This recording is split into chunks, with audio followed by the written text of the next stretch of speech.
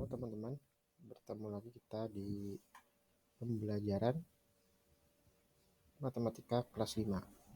Hari ini kita akan belajar tentang bangun datar dan bangun ruang.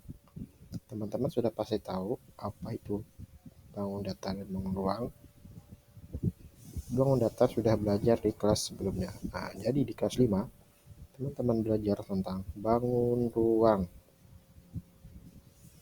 Nah, sebelum itu, hari ini teman-teman akan belajar tentang yang pertama, perbedaan bangun, baik itu bangun datar dan bangun ruang, contoh bangun ruang, dan volume bangun ruang. Sebelum itu, coba kita simak bersama apa perbedaan gambar A dan gambar B. Kita beri waktu 5, 4, 3, 2, 1. Nah, inilah perbedaan dari bangunan yang pada gambar A dan jadi untuk bangunan A itu gambarnya hanya 2 dimensi atau datar. Sedangkan pada bangunan B atau set B itu adalah gambar 3 dimensi atau bangun ruang. Bisa dilihat pada gambar tersebut. Pada A hanya bisa dilihat dari satu sisi, sedangkan pada B bisa dilihat dari berbagai sisi. Karena itulah disebut bangun ruang. Bisa kita lihat apa saja perbedaan dari bangun datar dan bangun ruang. Bangun datar terutama bisa kita lihat yaitu berbentuk 2D atau 2 dimensi yang hanya bisa dilihat pada satu sisi. Bangun datar hanya memiliki ukuran panjang dan lebar, sedangkan bangun ruang berbentuk 3D atau 3 dimensi dan memiliki isi atau volume dengan bermacam-macam bentuk.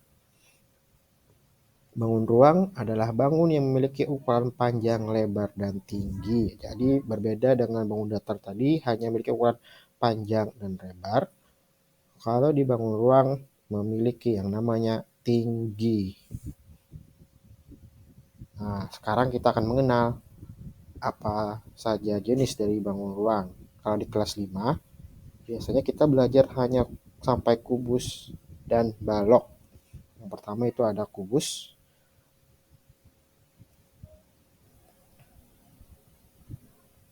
Kubus adalah bangun ruang yang terbentuk dari beberapa persegi. Nah, ini salah ketik ya, harusnya ini kubus.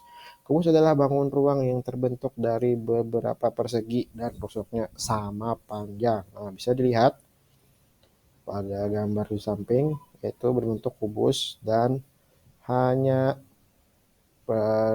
tersusun dari beberapa persegi dengan rusuk yang sama panjang. Jadi itu adalah ciri khusus dari kubus. Nah, kira-kira teman-teman apakah bisa menebak benda apa saja pada kehidupan sehari-hari yang menggunakan prinsip dari kubus? Ya, betul. Ada Rubik, dadu, serta biasanya ada kotak tisu yang berbentuk kubus. Itu adalah contoh benda sehari-hari yang menerapkan prinsip bangun ruang kubus. Bagaimana dengan rumus mencari volume kubus? Karena tadi bangun ruang yaitu memiliki isi atau volume. Nah, di sini sudah dijabarkan rumus kubus adalah volume sama dengan S pangkat 3 atau V sama dengan S kali S kali S, atau biasanya juga bisa R pangkat 3 atau rusuk kali rusuk kali rusuk. Jadi untuk kubus ini agar lebih mudah, maka kalian harus menguasai yang namanya akar pangkat, bukan akar pangkat 3, tapi pangkat 3-nya. Nah, sekarang kita lanjut ke bangunan berikutnya, yaitu bangunan balok. Nah, balok adalah bentuk bangun ruang yang memiliki 3 pasang sisi dengan ukuran yang sama dan saling berhadapan. Bentuk dasarnya adalah persegi panjang. Jadi berbeda dengan kubus tadi, sisi-sisinya sama panjang atau rusuknya sama panjang. Kalau balok itu tidak sama.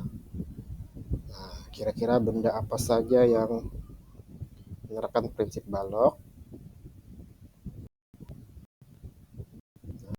Lihat beberapa benda yang menerapkan prinsip balok, yaitu seperti kotak sepatu, peti, dan beberapa lembar kayu. Nah, untuk rumusnya sendiri, balok menggunakan rumus yaitu volume sama dengan P kali L kali T. Jadi panjang kali lebar kali tinggi.